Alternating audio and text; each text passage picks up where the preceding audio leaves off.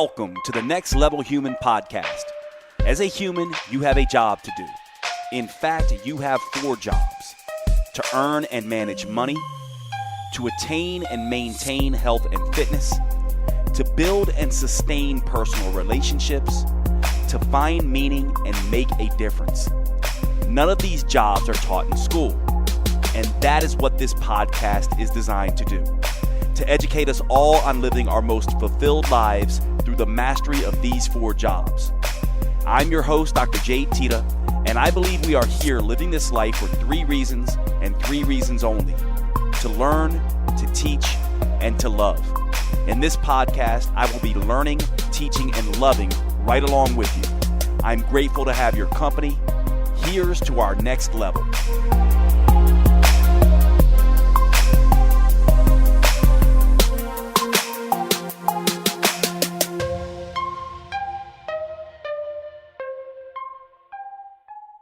What's going on, everyone? Welcome to today's show. Today is going to be back to health and fitness, and we are going to be talking about COVID. And the reason why is because many of you have been asking questions about the vaccine, the current state of things. Some of you are worried about the variants that we're hearing about, and I have been lecturing pretty extensively on this stuff to people in the human resources department at many companies.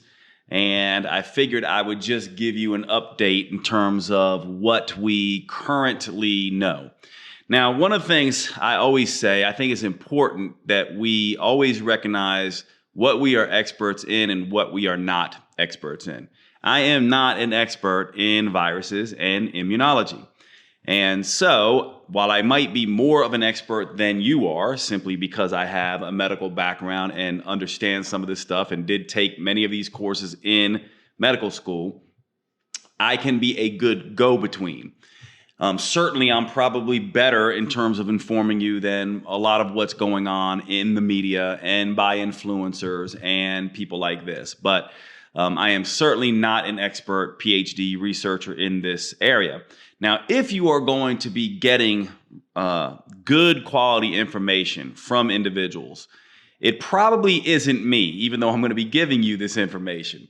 Let me tell you where I get my information from, because some of you might want to go directly to the source. So part of what I do when I am educating companies on coronavirus and vaccines and all this kind of stuff and keeping up with the information. Yes, I am reading some research, but mostly what I'm doing is following 2 organizations in particular that are made up of both physicians and researchers. So in the field, there are people who are clinicians. They see patients directly.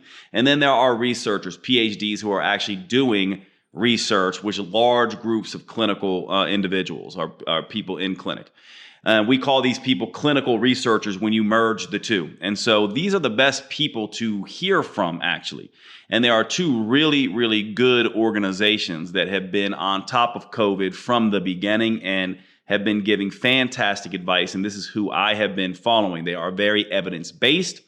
They are looking at all directions, and they are on the cusp of all the latest stuff. One is medcram.com, www.medcram.com. And if you go to, actually, MedCram has an Instagram page that is fantastic. So if you are on Instagram, you can go to, I believe it's at MedCram on Instagram. They are doing fantastic work in this area, and you will get more than you could ever imagine in terms of the state-of-the-art science on this from people who are on top of the research and also seeing people on the ground in the hospitals, in the clinics, working directly with COVID. The other one is parasiteswithoutborders.com. So www.medcram.com and www.parasiteswithoutborders.com. These are both clinician researchers, organizations who are doing constant updates just about daily and weekly on COVID. This is actually where I am getting my information that I'm going to share with you today, in addition to some of my own research. But if you just follow these 2 organizations, you're going to be getting pretty much everything I am giving you. Of course, I'm giving you a little bit more of the natural medicine take on things and some things that maybe they won't deliver there, but in terms of the general science, And that's where you want to go if you want the direct source. So let's get into this. Probably what we need to catch up on. I've done a few things on COVID, both on my Instagram page and Facebook pages. And I have at least one podcast that I've done on mass studies and COVID. But today we're going to be talking a lot about vaccines and a little bit about the variants. We won't get into the particular variants. If you want to get into all the different ones, you can go to MedCram and check that out. We'll also be talking about this idea of the end. Some people have been talking about it's the end of COVID. Actually, we don't know that yet. Actually, there's a lot of worry that this is going to be continuing because of these variants. And especially we have something that is a little bit tricky just to discuss really quickly. And this is the back to school and back to work issue, but in particular, the back to school issue. A lot of physicians and people at MedCram and people who I'm reading and updating are a little bit worried about kids going back to school. And here's why. Early on in this process, we thought that children were relatively not susceptible to COVID, that they weren't really getting sick from it and they weren't really passing it on. And this is now known to be completely untrue. They are definitely passing this on, even though it is true that they do not get nearly as sick as adults. However, they do and are sick. Some of them do get sick. And actually, we have had children die from COVID, believe it or not. It's in the thousands versus hundreds of thousands for adults. But children have died from COVID, believe it or not. And so just breaking down some myths here. Now, you can imagine that now kids going back into school potentially faster than maybe is pertinent in terms of controlling this virus, although I will certainly sort of convey to you two different types of conversations here. And maybe we should talk about this first in this podcast. One of the things that I have been immensely disappointed in my profession, in particular, the alternative medicine providers, is the inability to have different conversations. Really, when we talk about health freedom, vaccine mandates, mask mandates, and all of that kind of stuff, this is a different, not even slightly different. It really should be considered a completely different conversation and worry versus the science on whether these things work. And part of the reason this has been so politicized, because people who have rightly so, concerns about government overstepping in the future with mandates for vaccines, mandates for masks, and all of this kind of stuff. Those concerns are valid and they are real. However, they are a different discussion when it comes to the science of what works and what doesn't work relative to COVID. Now, if you remember and you go back, and I think this is important to remember. Now, look, I don't want to be judgmental on this particular podcast now, but I do want to draw attention to our base level human type of behaviors. There were many, many people, perhaps you, perhaps people in your family, who were acting as if this was not a thing. If you remember, go back to the beginning of COVID, and you will see people, in particular leaders, Donald Trump in particular. I'm not scared to mention his name and tell you sort of my sort of bias in that department. I feel like he did an atrocious job on this, mainly because he underplayed this. So did a lot of people underplay this, saying this was nothing but the flu, saying this was not a thing. This was going to be over in a few months. And many, many people kept that rhetoric going, even as the House was fully on fire. And then it went into discussions about masks don't work. And, now the government is overstepping and all of these things. So why am I bringing this up? I'm bringing it up for two reasons right here off the bat. One, hopefully we've learned our lesson, and we learned that we should not be politicizing science-based things, and that there are different discussions that we need to have, and we need to separate them. One, we need to, if we have a virus that is spreading all over the place and all over the world, we need to put that fire out. And then we also can have a discussion about should we be mandating things. But those two things really should not cross. This is partly why it got so politicized. So hopefully now we can kind of understand what's happening here. And this is especially true when we start talking about going back to school and back to work. Yes, I realize that we can't keep kids out of school forever, perhaps, but there is a real argument to be had about the risks associated with letting kids go back to school so fast.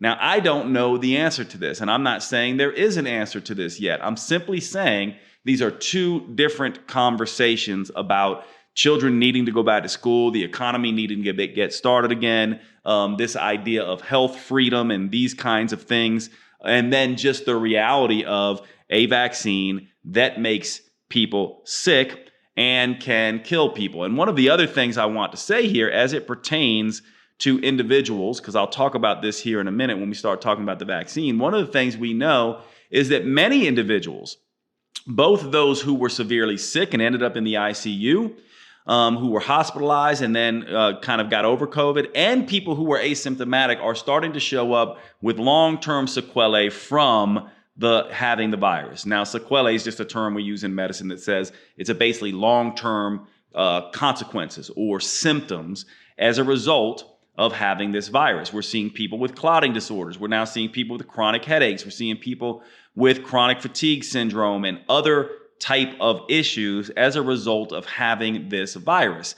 That includes children. As a matter of fact, we're starting to see that there's maybe 20% of adults are going to be dealing with some form of long COVID, and about 10% of children.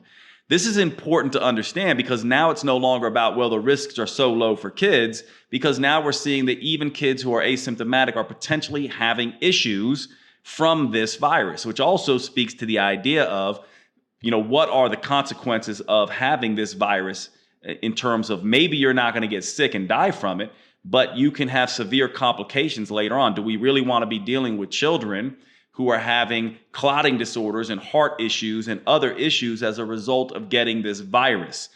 This is an important consideration and something to be looking at.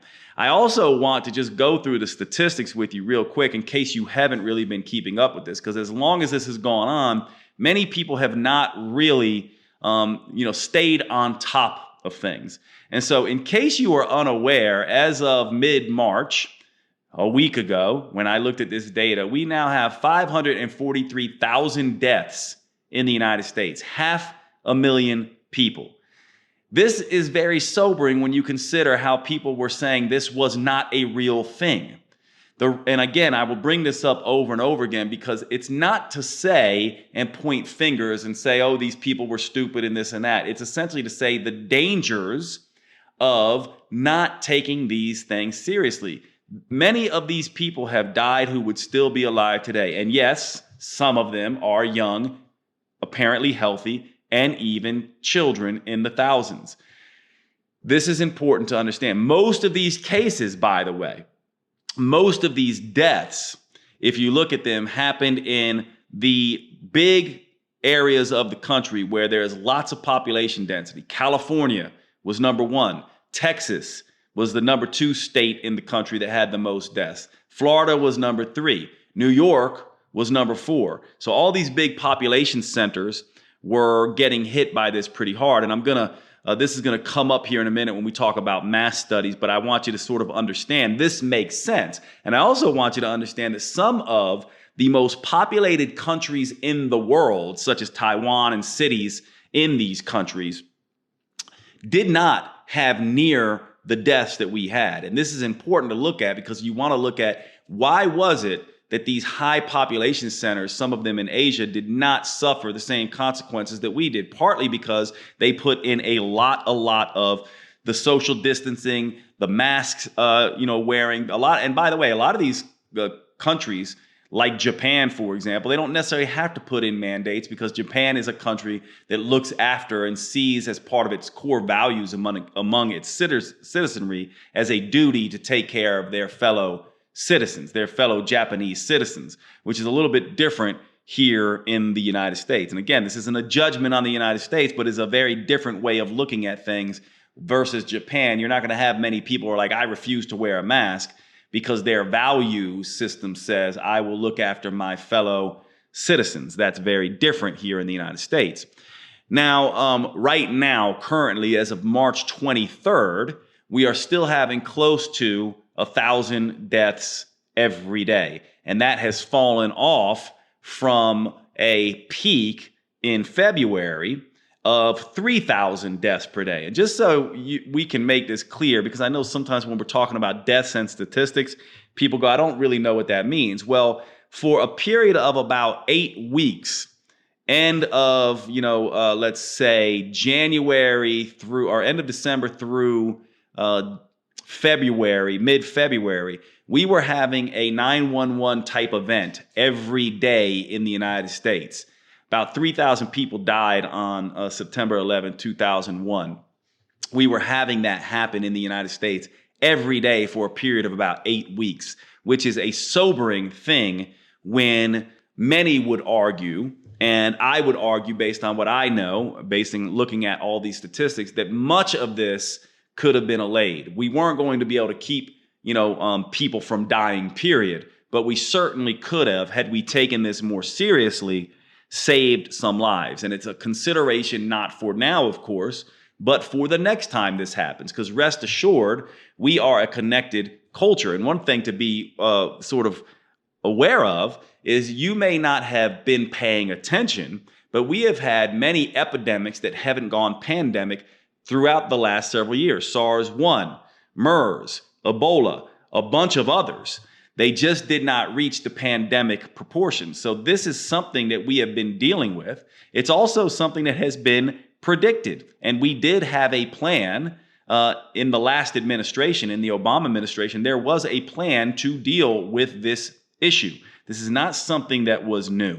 This is something that people have been talking about for a long time. Myself, being in the health community, I had been hearing about this concern for a very, very long time. Now, again, it's not about pointing fingers. It's simply about saying, let's be smart and realize this can happen again. And so hopefully we will learn some of the lessons. Hopefully our politicians will learn some of the lessons. And hopefully some of us will change our rhetoric about denial of these things and also get a little bit more seriously about taking care of our health, which we'll talk about here in a minute, and also doing the things necessary to protect ourselves and protect our fellow humans instead of doing a lot of this science denial. Remember, we humans are both an experience and example for other humans. And so when we show up and we are logical and we are realistic and we take things seriously and we try to do the right things and we don't deal in misinformation and conjecture and conspiracy, the people who are in our sphere of influence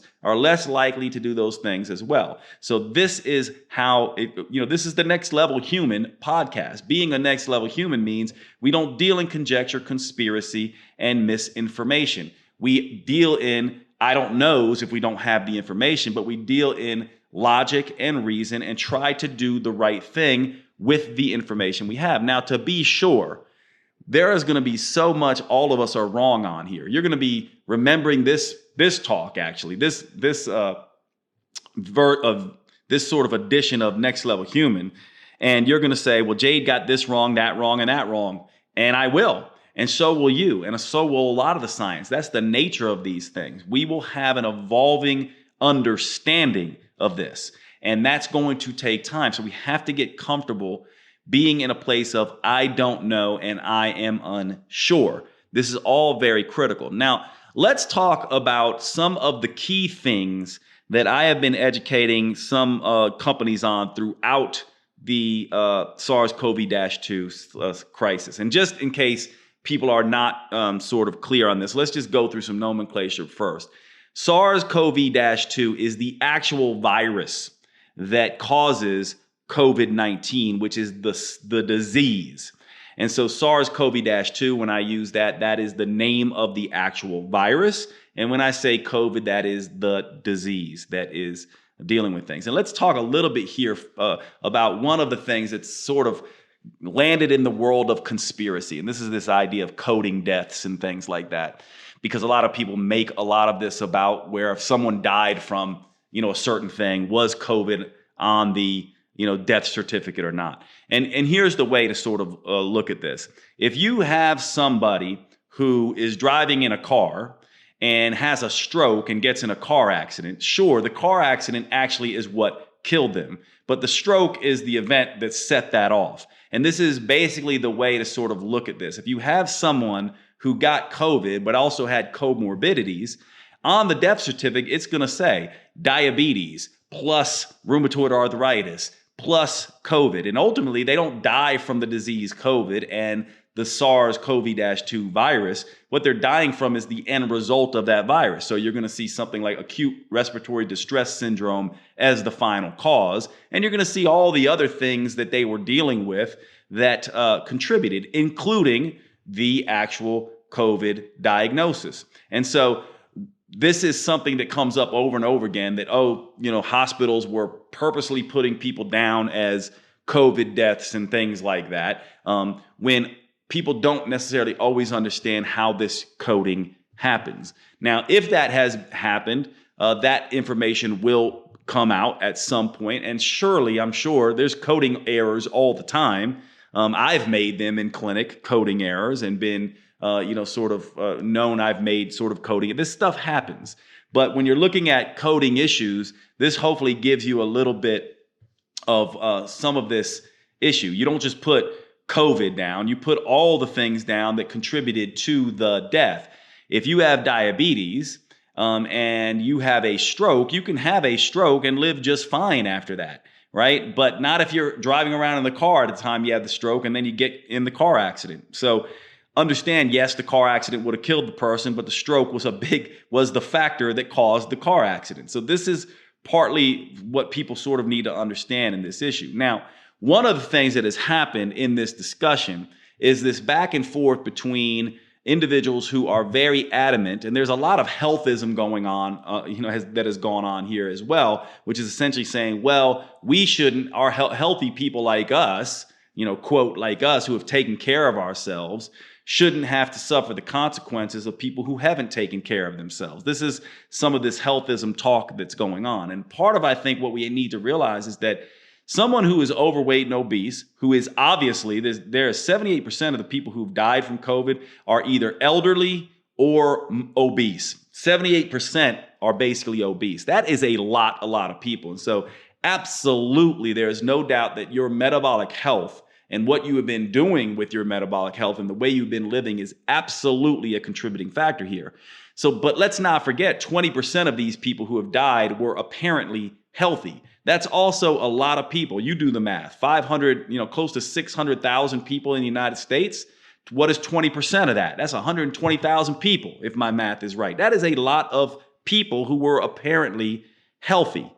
This is important to understand. So yes, it doesn't just mean overweight and obese people were dying. Not only that, one of the things we have to understand is that if someone, let's say, they're like, I need to wake up, I need to start taking care of myself. How long do you think it takes for a morbidly obese, metabolically dysfunctional person to fix that? It takes years. It takes at least months, if not years, to do that. And so again, we need to be able to speak in nuances and grays when we have these conversations. That being said, it is absolutely critical in my mind that people start to understand, anyone who is listening to this, and I know I'm speaking to the choir here because most people who listen to the Next Level Human podcast are all about health and fitness. And, you are the individuals who are all about staying healthy. And that's part of the reason you listen to this particular podcast. It has been also concerning to me that more public health officials and people like that are not talking about keeping ourselves healthy, living better lifestyles.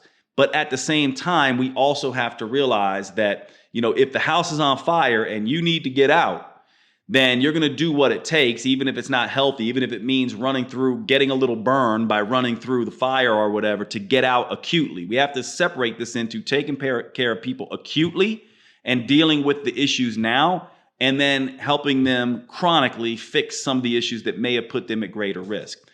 I have been talking about the S's: sleep, sugar, stress, sanitation, social distancing, supplements, safety, when we talk about this, right? So the first thing I want to talk about here has to do with health. What is it about sleep, sugar, and stress management that has a lot to do with this particular virus? And I don't want to give you a biochemistry lesson, but I do want to just address one thing because it's critical here, and it's something that has come to light in the research as we've looked at individuals who have had severe COVID. There is, when your immune system begins to fight off a virus, one of the things that it will produce is something called interferon. Now, the way to remember this is just interferon sounds a lot like interfere, doesn't it? And that's exactly what interferon does. Interferon interferes with the virus's ability to replicate. And there's different interferons. There's interferon types 1 and interferon type 3. And the balance between these two interferons is partly responsible, we believe, for some of the individuals who've had severe COVID. We even have looked at individuals who are young and apparently healthy who have died from COVID or had severe reactions to COVID. We can actually go and look and see they have certain genetic mutations that make their interferon type 1s less. They have less of an interferon type 1 response. The reason I'm bringing this up is because sleep deprivation, sugar excesses, chronic stress on the system, guess what it does? It interferes with interferon. So it interferes with the body's ability to interfere.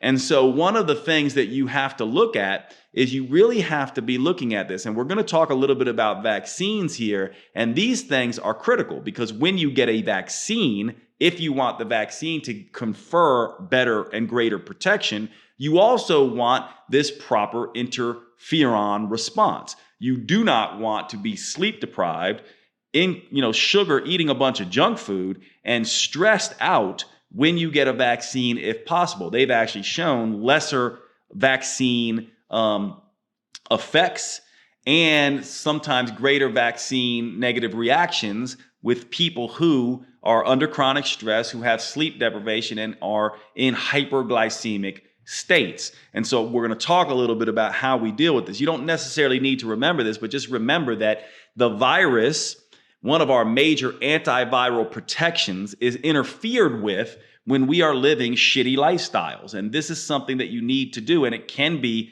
acutely beneficial as you go get the vaccine for those of you who are going to get the vaccine. And let me say this as well, because I was having a discussion with a friend of mine about this idea that I think many people would maybe find surprising. This goes to the two different conversations. I am both pro-vaccine and anti-vaccine. I am both pro-mask and anti-mask. And let me explain that because it sounds confusing to people.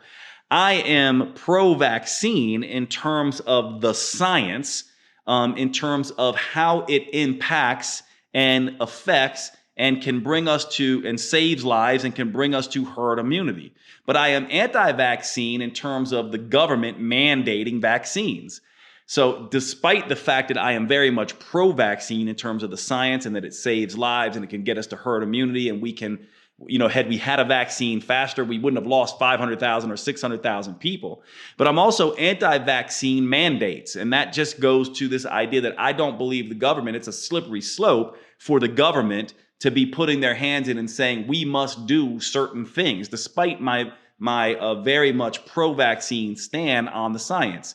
Same with masks. Why I am very pro-mask in terms of the science, I am anti-mandates. And this goes to this idea of being able to have two different discussions. By the way, this does not mean you need to agree with me, but I do want to bring up my sort of opinion here because hopefully you can see, well, isn't that interesting? I don't make this about my opinion or my team or anything like that. I just simply go, I don't believe the government should be mandating and telling people what they should or should not do with their health, despite the fact that I agree with the science. This is very much like free speech, right? I would fight for your ability to say whatever you want. I do not believe in infringing on free speech, despite that I might hate what you are saying. I still would fight for your ability to say it. So it's the same thing here. I might love the idea of vaccines because I believe they save lives, and that's based on evidence, not opinion.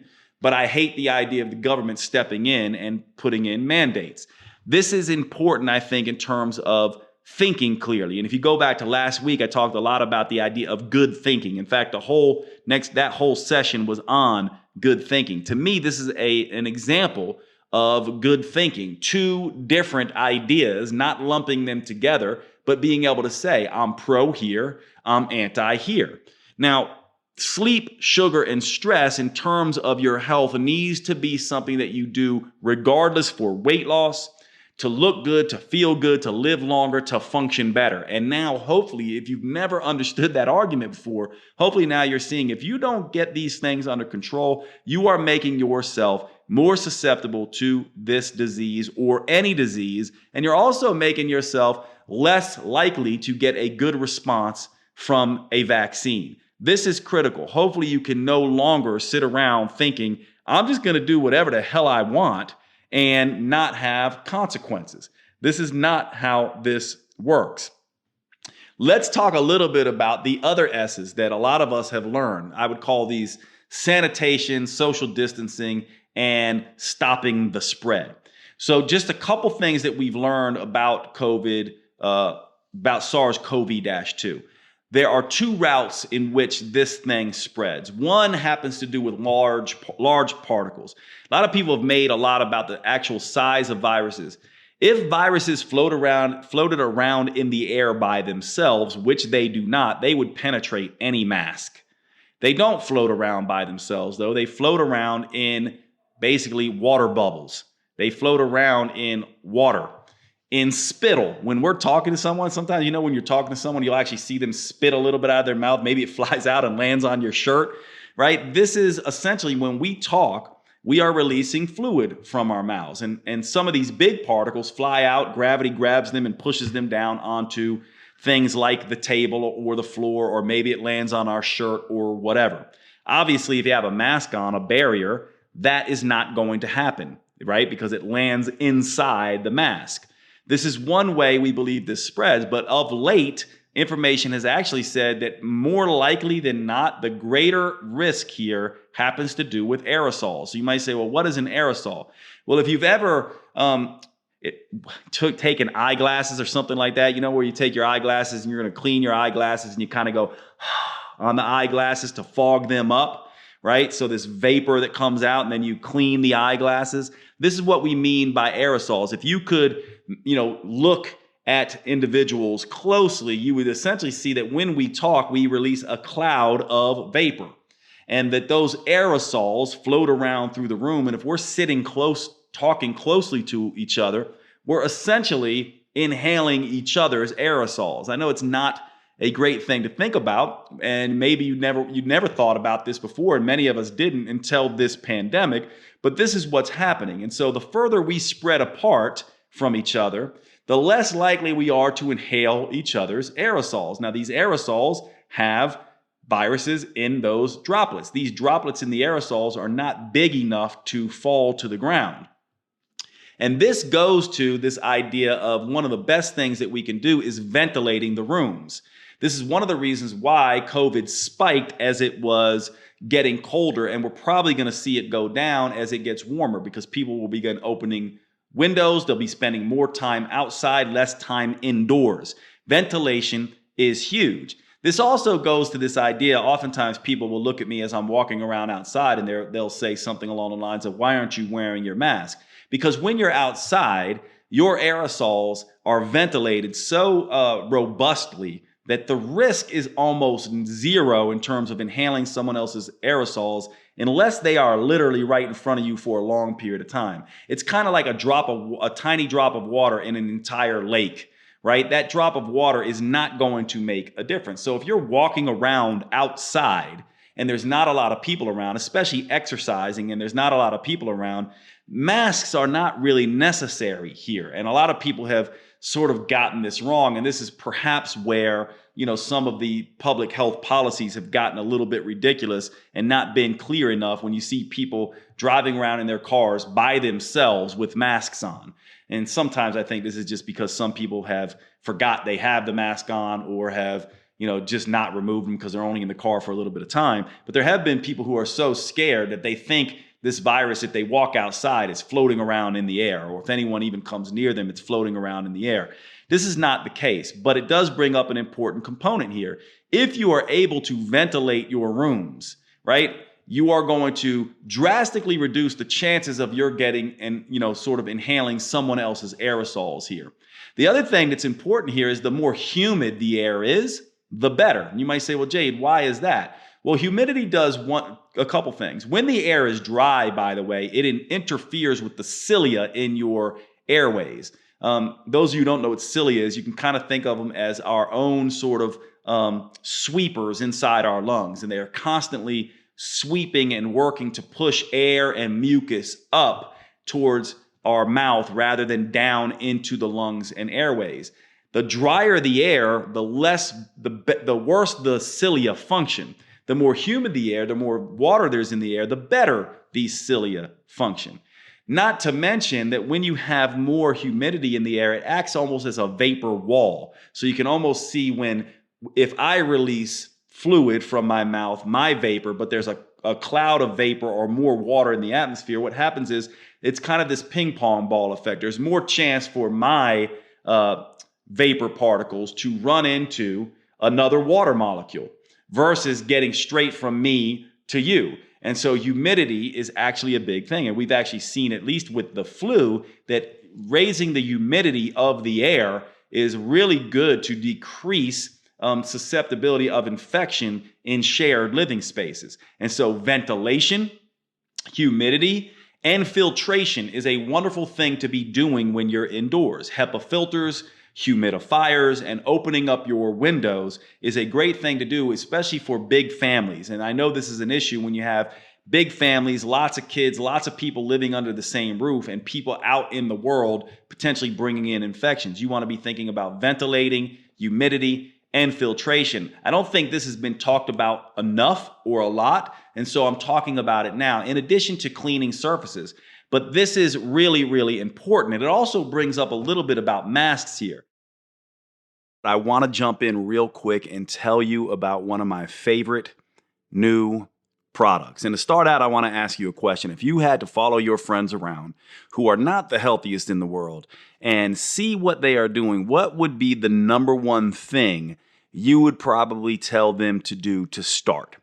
For most people, that's going to be drinking more water, right? This is something that we talk about all the time in health and fitness. It's almost as if we think of it as an afterthought now because obviously water is so crucial. However, we oftentimes get this wrong. For example, did you know that when it comes to hydration, just drinking water can make things worse? Most people don't know this. Why?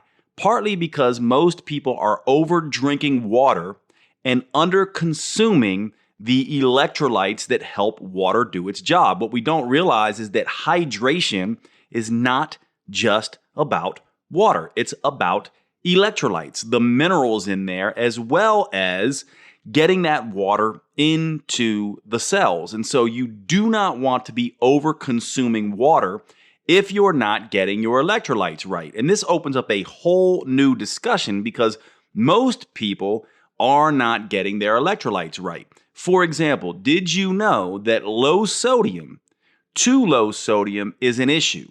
Just as much, if not more so, than high sodium. In other words, what we want if we're going to get the right electrolytes is to get the right amount of sodium and potassium and magnesium in the Goldilocks zone. We don't want too much. We don't want too little. We want it just right. This opens up a whole other thing here too, because people who are exercising, doing sauna therapies, doing low-carb diets are disrupting and losing lots and lots of their electrolytes. For example, when insulin is not around in low-carb diets, you will excrete lots of sodium. In other words, under that state, exercising, low-carb diets, all these things, you actually need more sodium. And so if you're somebody who has been just drinking water, not paying attention to electrolytes, and also feeling fatigued, feeling like you're underperforming, not sleeping right, getting cramps, twitches, headaches, any of these things, then you are probably dealing with an electrolyte issue. This is where the product Element comes in. This product has been a game changer for me and many, many of my patients and clients. This is a rehydration electrolyte beverage, basically. It is a powder of electrolytes formulated with 1,000 milligrams of sodium, 200 milligrams of potassium, and 60 milligrams magnesium without the added sugar and other nonsense that comes in beverages like Gatorade. This stuff is basically a rehydration beverage on steroids. It is the thing that is going to replenish your electrolytes in the right ratios, decrease fatigue, really correct chronic dehydration. And by the way, many people are dehydrating themselves, becoming hyponatremic, low sodium, when they're consuming too much water. You need your electrolytes on board, especially if you are someone who is losing lots of sodium and other electrolytes through low-carb diets and lots of exercise. This is where Element comes in. Element is a new sponsor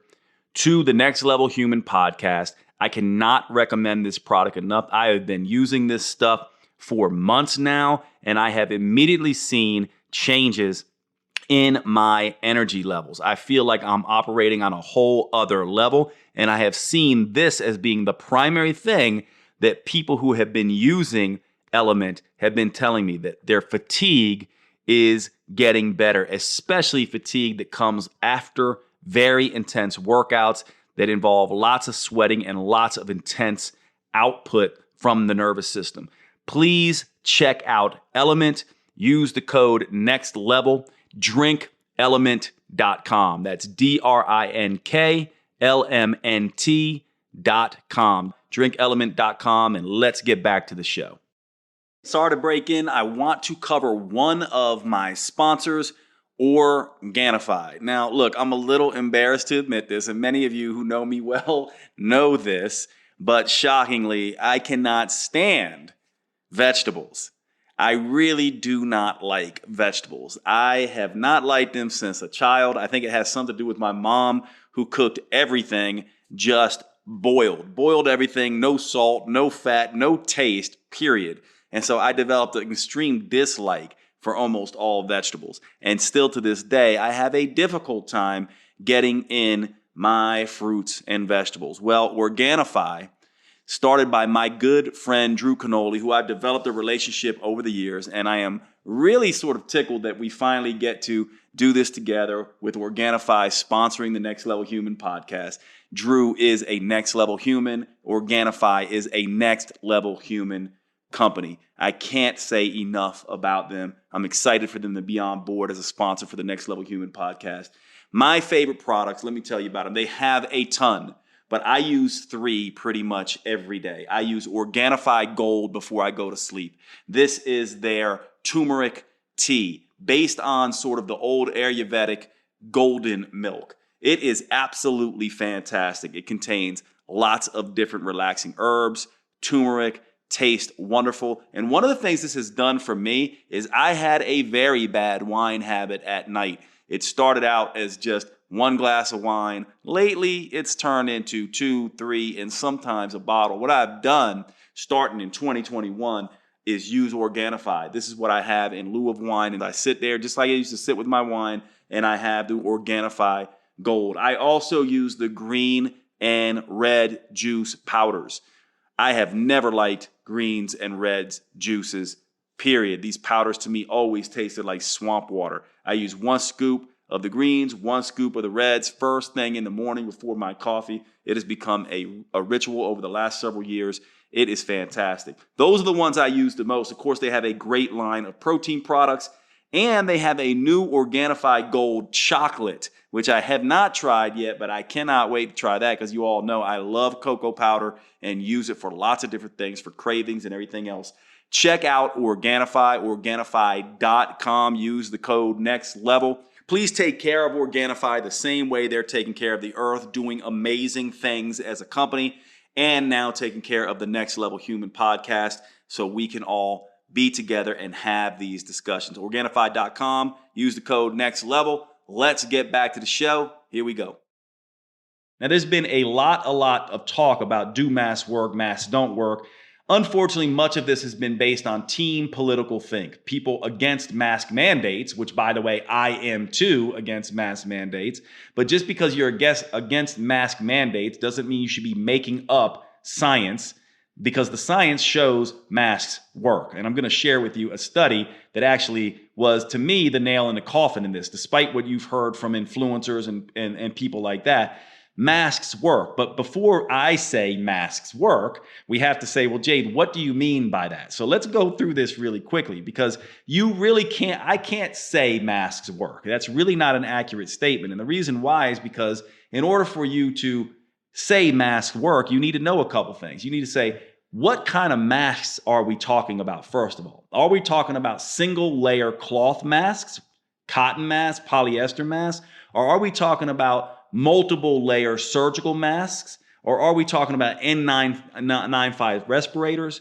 Are we talking about loose fitting masks? Are we talking about tight fitting masks? And are we talking about the context of what are we talking about? All day wear? Are we talking about hospital settings? Or are we talking about work settings? What are we talking about here? And so in order for us to actually say what works, and the reason I'm going through this is because I know it is confusing for people who don't like to think about science. We humans want certainty.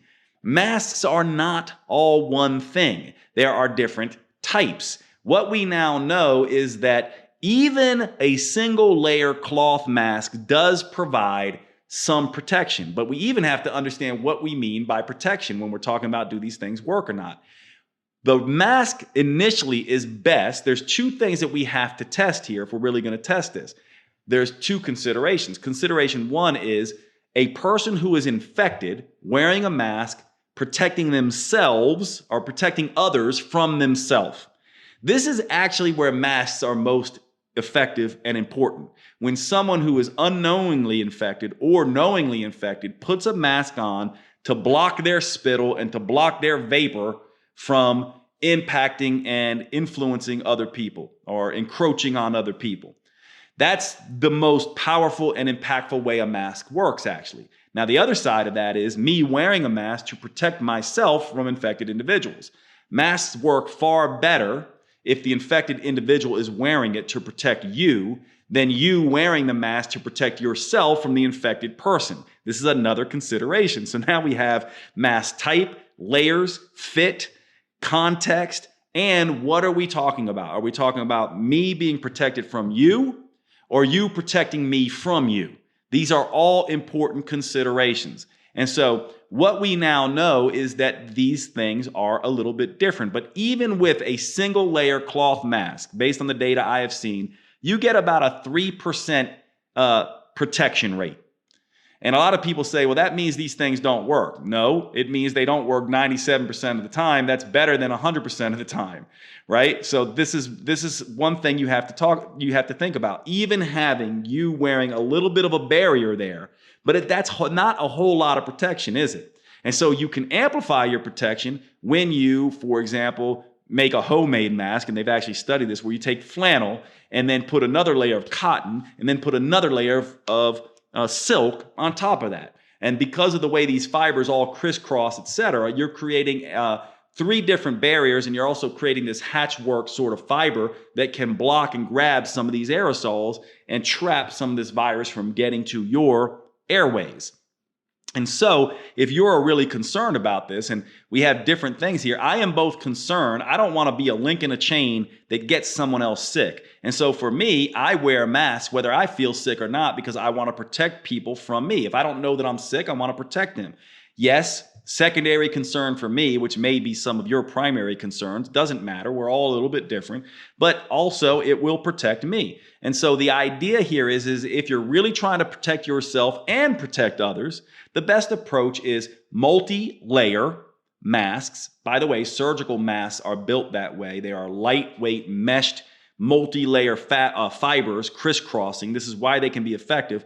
And you also want a tight fit, which is why the N95 respirators that fit tightly around someone's mouth are the gold standard and block mostly everything. However, if you want to amplify protecting others and protecting yourself, what you want is snug fitting masks that are multiple layer.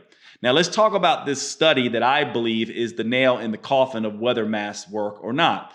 This is a study titled Trends in County Level COVID-19 Incidents in Counties with and Without a Mask Mandate in Kansas from the dates of June 1st through August 23rd, 2020.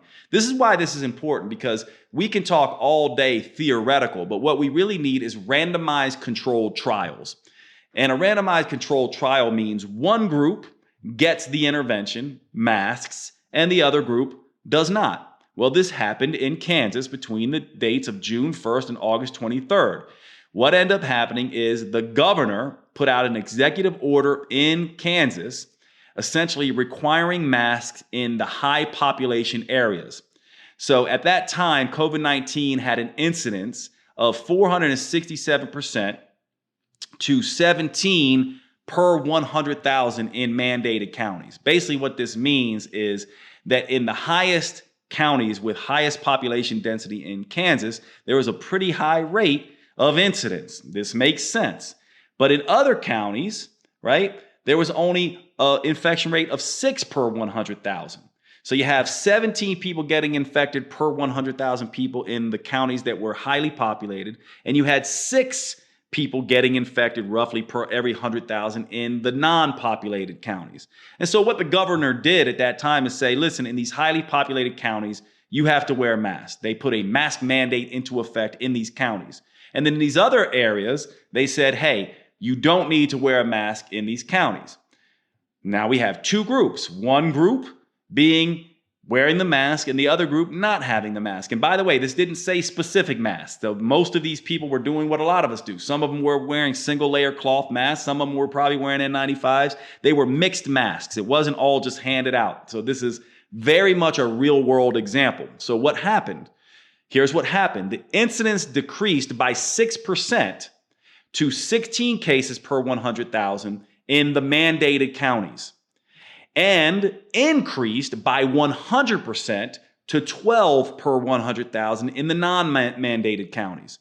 This to me shows you conclusively that you have one group, one condition only. Mask is the only thing that changed here. Masks were mandated in one group of Kansas citizens and not in another group of Kansas citizens. In the groups that started wearing the masks, they had a 6% decrease in incidence of COVID-19. In the group that did not wear the mask, they had a 12% increase in COVID-19. This is a real world randomized clinical trial using masks. This is the only, this study alone is so much more important than 10 other studies that aren't randomized controlled trials. This to me is a definitive sort of take on do masks work or not. And by the way, we also have more of these studies. You know why? Because we can go and look at Taiwan versus places like New York City that have similar population densities and see that people wearing masks had much less incidence. That's not as great of a study because those people were also probably doing other things like social distancing and sanitation. That's why I like this Kansas study, because it looked just at masks. Very important here in my mind. Now, another thing I'll say here in terms of just adding on to this idea of thinking clearly about things. Let's just briefly touch on this idea of where the hell did this virus come from in the first place. This will touch a little bit on conspiracy theory. And I'll tell you something that I think is interesting. And this is actually one area where I'll come to Donald Trump's defense because I think it's important. Early on, Donald Trump and some of his supporters were questioning where this virus came from. And a lot of people on the left were saying you shouldn't be questioning the Chinese government in this way, which I think is ridiculous. We still don't know where this virus came from. It may have come from a wet market, but to completely say it did not come from a lab is not at all accurate. And the idea that you would just stop looking at this line is absolutely silly. And so again, we have to essentially say this doesn't mean there's conspiracy, by the way. Probably what happened, and this is how you want to be thinking about this. Just because the narrative is we think it came from a wet lab and you don't have evidence for that, you shouldn't be saying that definitively. Just as you shouldn't be saying definitively it came from a lab. We actually don't know, and we should keep both of those possibilities open. What probably is completely unlikely, simply because it doesn't make rational sense, is that some country made this in a lab. By the way, there's ways to tell, and they've actually looked at the genetics of this, and they don't think it was engineered in a lab. But even if it was, the idea of, okay, we're going to engineer this in a lab and release it as a bioweapon, how does that make sense? Because every single country, including China, was dramatically injured economically, politically, and in their citizenry from this. No country was without being wounded from this. But I think it's an important discussion to have because we still don't know where this came from. I, for one, and hopefully for you, is comfortable saying we don't know yet, but I want us to, and we are going to do the work. So we may, in years to come, in months to come, you may see actual news coming out saying we now know it actually did accidentally escape from this Wuhan lab, or we do now know that it was traced to this particular wet market. We still don't know the answer to that yet. Now, I do want to cover a couple things here related to natural medicines, because people ask me this all the time. Now, let me be clear here, and I know it's disturbing or disappointing rather to hear this. There are no natural herbal agents that we know are effective against COVID-19 that really have been proven. There have been a few lines of promising research, and there are a few supplements and nutritional things that we can talk about. But as far as I know, things like garlic and olive leaf and some of these things I might use to tell you that have been proven against influenza, let's say. There are no smoking gun things that we have found that particularly are toxic to SARS-CoV-2. And when we're in that situation, we should say, well, this probably doesn't work on SARS-CoV-2, or we don't know if it works on SARS-CoV-2, but we do know it works on other respiratory illnesses like the flu. And so without this data, the gap is there. I will essentially now go through some of these things that have been shown to be effective against the flu that may be effective against SARS-CoV-2, but have not yet been proven. And so I talked a little bit about humidifiers, and one of the things that you can do with any of these diffusion machines that are putting vapor into the air is adding essential oils to this, where there are many essential oils that have been shown to be effective against other respiratory viruses that basically pass through fluid droplets and aerosols. Some of the ones to think about here, and these are all based on flu research, would be essential oil of cinnamon, essential oil of bergamot, essential oil of lemongrass, essential oil of thyme, and the big one here is essential oil of eucalyptus oil, which is very easy to get. It's one of the reasons they use it in lots of spa therapies, but if you're going to be humidifying your air and you have diffusers, it would be a good idea, perhaps, even if it's not working against SARS-CoV-2, it's going to be working against the flu. So it is a good idea to have these things there.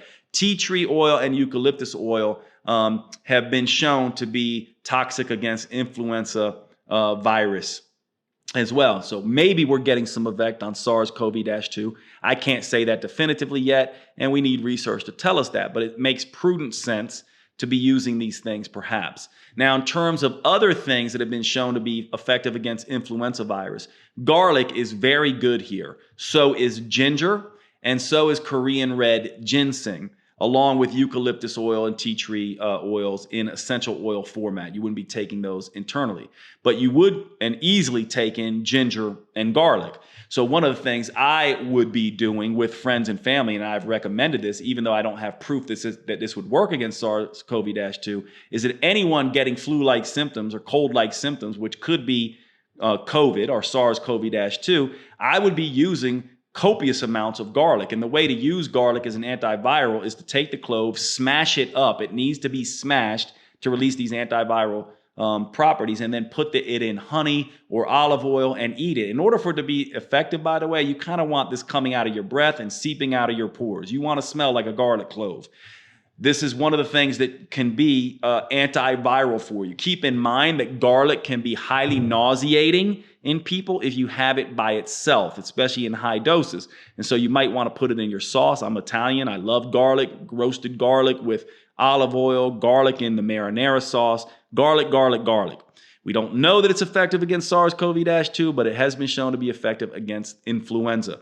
And so these are some natural things you can do. Now I will go through some things that we definitely know are effective against SARS-CoV-2. Well, I will say SARS-CoV-2 and SARS-1. Because zinc has not necessarily been shown to be effective against SARS-CoV-2, but it did have activity against SARS-1, and it is very effective for immune health, the innate immune response in the respiratory tract, upper respiratory tract. Zinc tends to block the adherence of viruses. So zinc is a big one that you probably want on board. Good news is zinc is in most people's multivitamins. You want about 20 to 30 milligrams per day. At the first signs of a cold or flu, you want to ramp up your intake of zinc to 50 to 80 milligrams per day. Now, this comes with a very huge caveat, and so you do not want to do this without doctor supervision. High amounts of zinc can interfere with copper, and so you do not want to be taking high-dose zinc for longer than about 7 to 10 days. So if you're going to raise your zinc levels to those levels as you get sick, and you'll do this through zinc lozenges. If you've ever been in a Whole Foods or any of these natural health food stores, you'll see lots and lots of zinc lozenges everywhere. What you do is you suck on these, you get your zinc levels up to 50 to 80 milligrams per day. You do not take this past 10 days because it can interfere with copper and cause anemia. And what's interesting about this is, guess what is a clear sign of zinc deficiency? Inability to taste or smell. And so some people have theorized, this isn't necessarily anything that you can, we can say definitively yet, but something about SARS-CoV-2 takes away the ability to smell and to taste. Zinc deficiency is also correlated with the inability to taste and or smell. So this is a question, we don't know the answer to this yet, but is it possible that this virus infection is using up our zinc stores? And this is why this is one of the prevalent, ways that some people know that they have SARS-CoV-2. Not everyone gets it, but a large amount of people do. And zinc is one of those minerals like magnesium that a lot of people are deficient in. So zinc is definitely an evidence-based thing that I would say you want to definitely have on board. 20 to 30 milligrams daily, 50 to 80 milligrams for 10 days while sick. Vitamin D has been a superstar in this pandemic.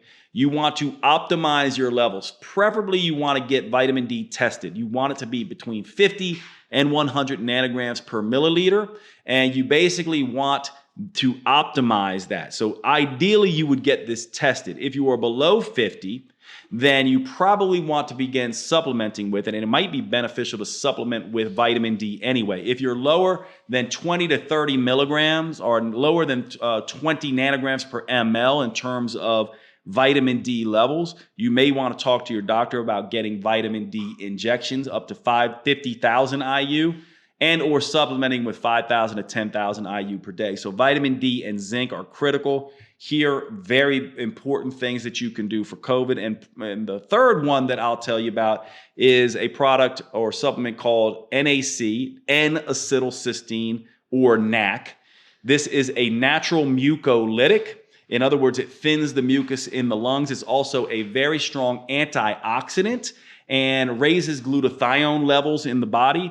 Guess one of the things that happens to us when some of these people are getting into severe COVID infections is you're having antioxidant or you're having free radicals go crazy. You've heard of this idea of cytokine storm where your immune system starts to do a lot of damage. Well, NAC is both mucolytic and protective in this way. What you want to do is 600 milligrams daily if you're taking it as a preventive measure, 1,200 milligrams at the first signs of infection. This can be a really good approach here. Now, what do you do if you get sick with COVID? Couple things here. All the S's we talked about: sleep management, stress management, decreasing junk foods, getting rest. But how do I know, for example, if this is severe and I need to go get help from a doctor? Well, there's a very good tool that we can use, and it's called a pulse oximeter. You've seen this if you've ever been into the doctor's office. They put this little thing on your finger. It uses lasers to measure your oxygen saturation in your capillaries. This is very important and useful for you, and it's actually cheap. You can find this in Amazon, and you can get this. And basically, if you monitor yourself as you start to get sick, and by the way, with this infection, it's day 5 to 7 is the critical point here. So a lot of people say, well, usually with the flu, you're kind of getting over it by day 5 to 7. If you're going to get a serious COVID infection, it's going to start getting worse about day 5 to 7. If you're monitoring your oxygen saturation with one of these pulse oximeters, once you get below 90, this is a critical point where you're going to need to go to the doctor, or you're going to need to go in to the emergency room and get checked out and make sure that you're not moving into severe issues here. And the reason why this is important is because what has happened with many people with COVID is they basically call them the walking hypoxic, which basically means these people are very low in oxygen saturation and not knowing it. And people with low oxygen saturation have the worst outcomes, but they don't necessarily feel it. In other words, they might just feel a little fatigued. They're not as out of breath as you might think they are. This is why this can be important to monitor if you have it or anyone else has it. One of the other things I'll say here before we get into the vaccines and then wrap this issue up is this idea of artificial fevers. One of the most powerful things that you can do with COVID and with this infection is induce a fever. One of the things that happens is a fever activates many different aspects of the immune system. It activates chaperone proteins. It activates transcription factors that turn on many different avenues of the immune system and can really, really help fight off infections. So if you have access to a sauna or hot baths, essentially what you want to do is give yourself and stimulate yourself and become hyperthermic. 20 minutes in a hot bath, followed by 3 minutes in a cool or tepid shower.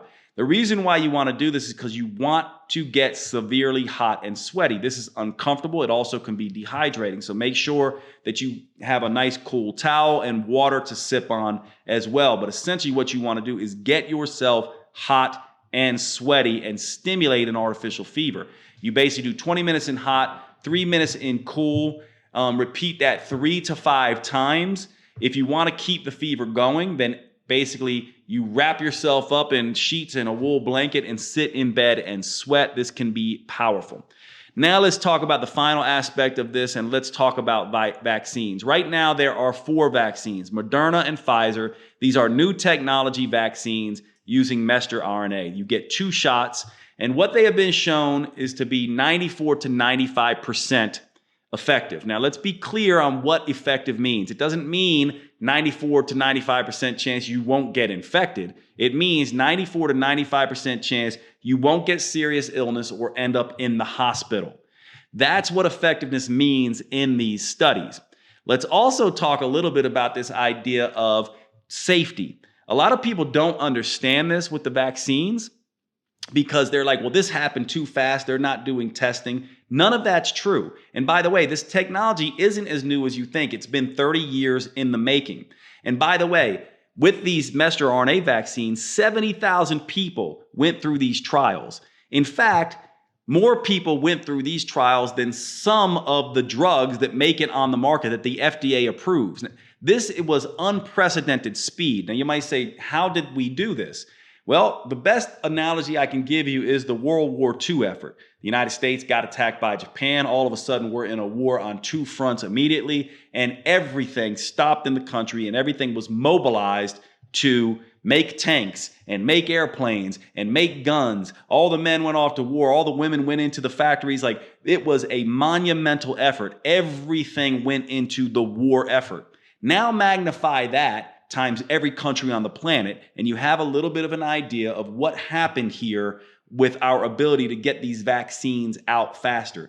Monumental money, because it wasn't just the United States, it was every other country, and monumental effort, because it wasn't just the United States, it was every other country all pulling together.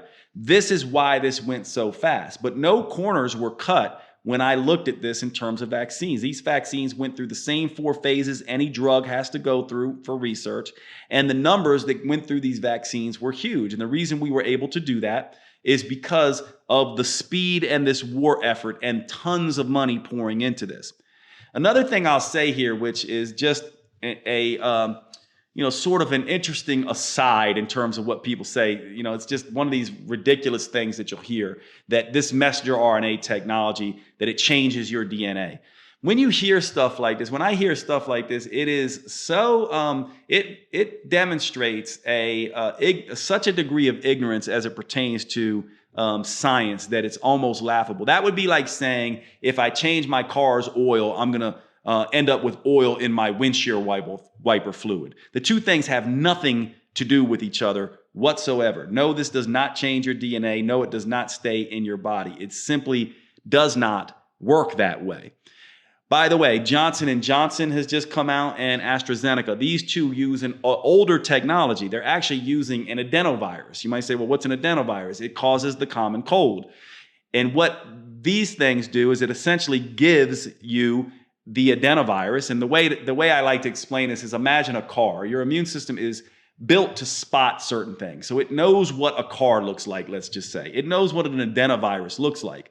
And so what researchers do is they take this adenovirus, which would be like taking a car, stripping out the engine and the steering wheel and the brakes and draining it of gas so the car can't be driven. In other words, it can't infect you, but the immune system recognizes the car. It recognizes the virus. Then what they do is they stick this messenger RNA capsid, this spike protein, into the car. So when the immune system goes and says, that is a shady character, let's go kill that car, it finds, the messenger RNA, the sort of spike protein signature inside the car, and they go, okay, now let's look out for this.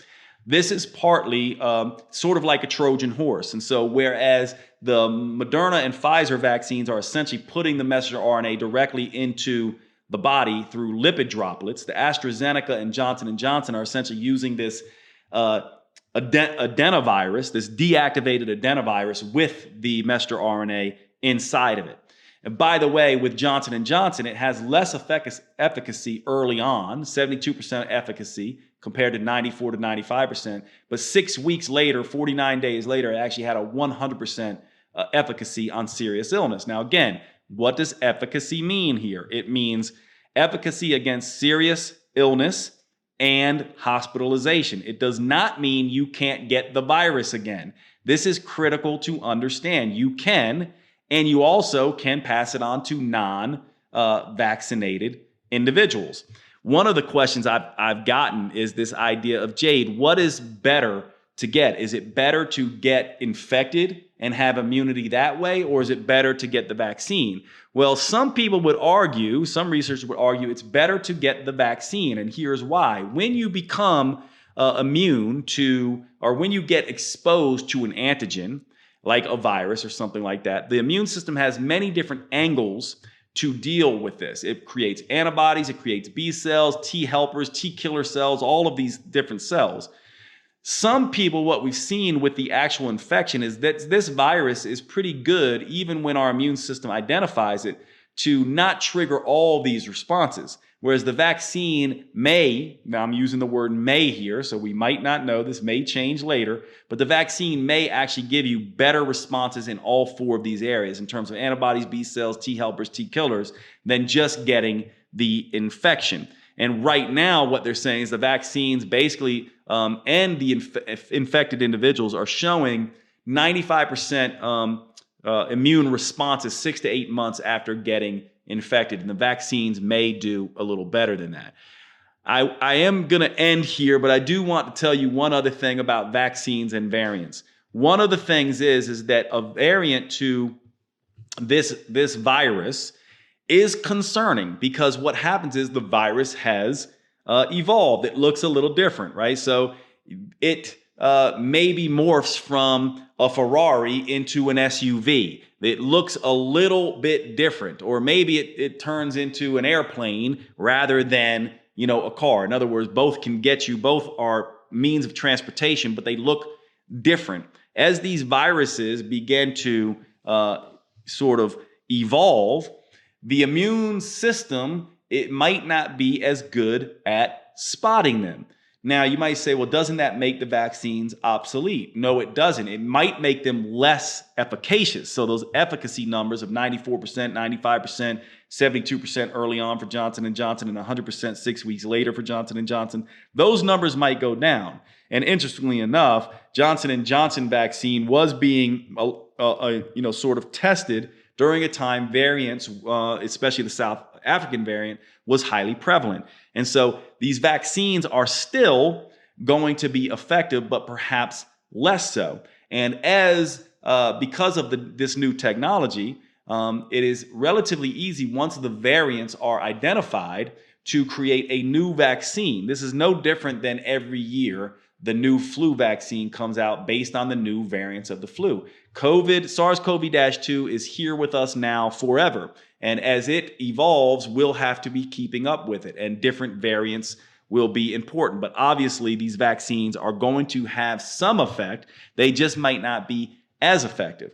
And one other thing I'll say here is, for those of you who are getting the vaccine, I will be getting the vaccine myself for sure, but no judgment for those of you who don't. But I will say this: in order for us to do the best job of snuffing out this virus, we need as many people infected and or vaccinated as possible. So in a sense, if you have been infected or you have gotten the vaccine, you are protecting your fellow humans who have not been infected or who will opt out of getting the vaccine. And so in a sense, I don't know about you, but I certainly take a sense of pride like that. I oftentimes laugh and say, look, I'm proud of paying my taxes, and I'm also proud of going and getting the vaccine to protect some of the individuals who may not get it or can't get it for whatever reason.